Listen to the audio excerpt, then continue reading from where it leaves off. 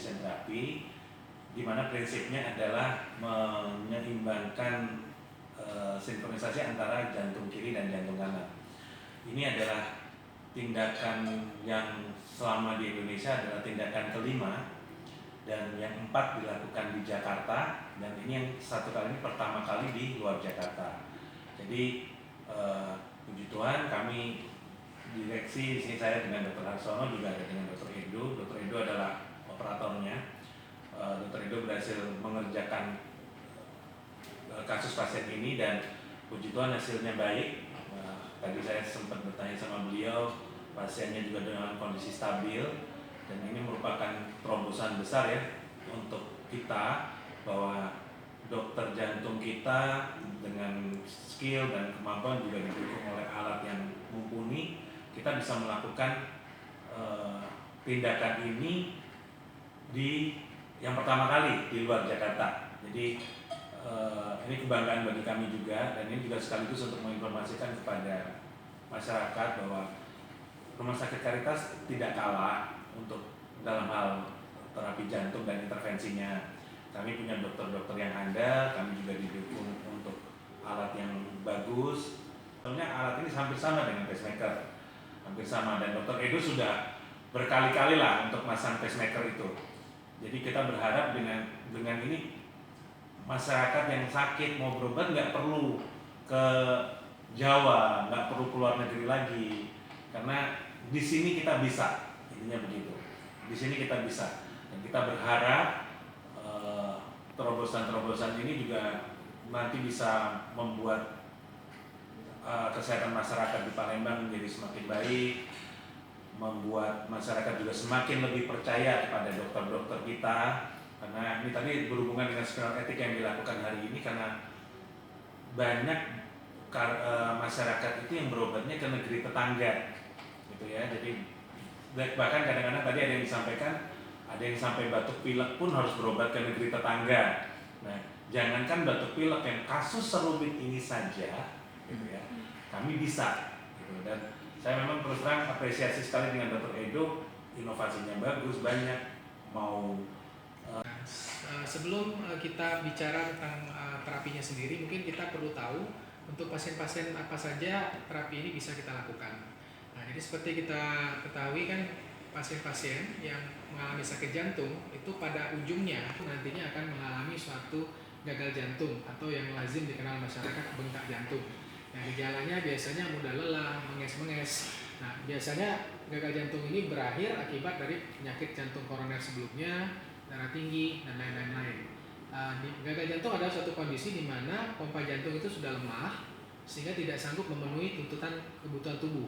Nah, jadi makanya kita lihat pasiennya itu sering kakinya bengkak, sering sesak, karena terjadi tumpukan cairan di dalam tubuh karena kemampuan pompa jantung atau sirkulasinya sudah sangat terganggu. Dapat mempengaruhi kualitas hidup.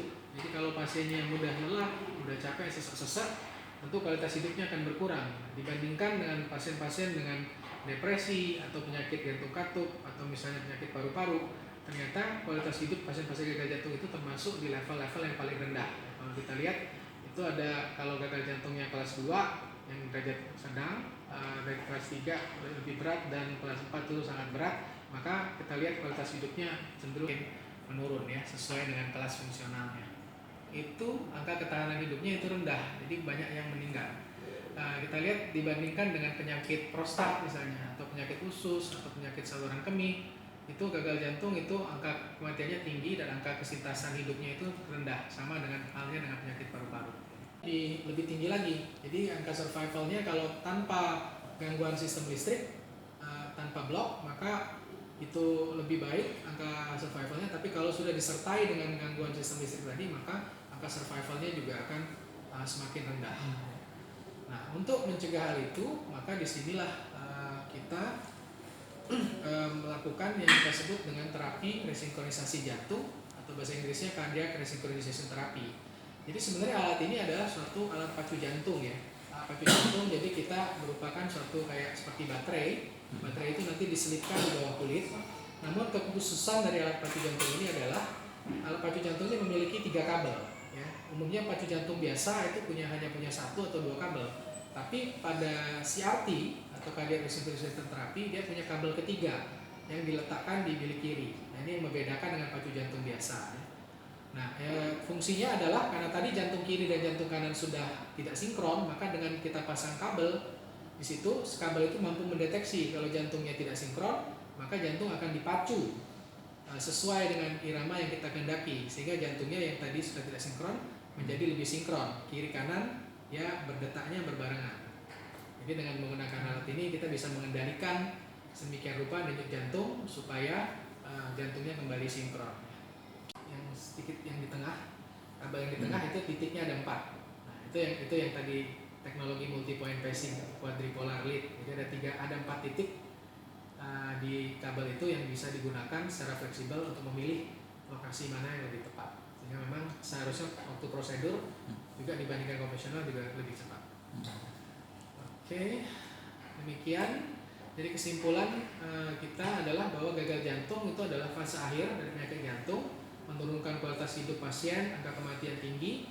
Pada gagal jantung yang sudah derajat C dan D itu dapat dipertimbangkan pemasangan CRT atau terapi resinkronisasi jantung, terutama untuk pasien yang sudah mengalami blok listrik jantung ya, LBBB.